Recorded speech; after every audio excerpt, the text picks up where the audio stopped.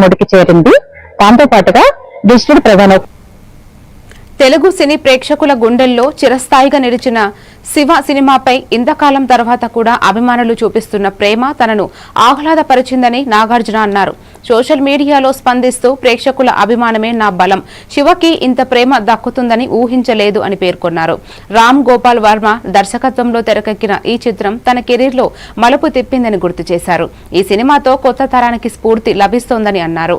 అభిమానుల మద్దతుతోనే తన ప్రయాణం కొనసాగుతుందని తెలిపారు.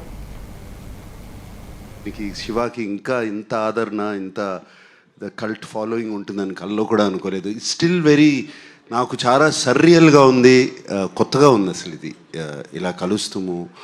And so much love from everybody coming. And Ramu అప్పుడు ఎంత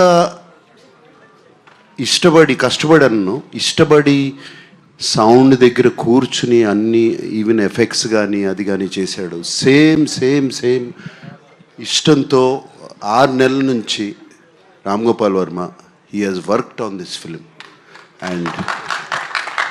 అండ్ మీకు ఇంత నచ్చింది, కుక్కల సౌండ్లు వినపడుతున్నాయని మీరన్నా కూడా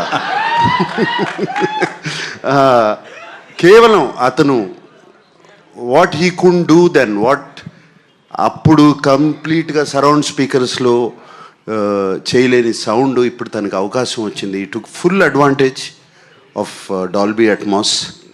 అండ్ ఒక స్మాల్ ఎగ్జాంపుల్ చెప్తాను. సి అట్ ద టైమ్ నన్ను మాట్లాడిని రాము, ఫినిష్ చేసి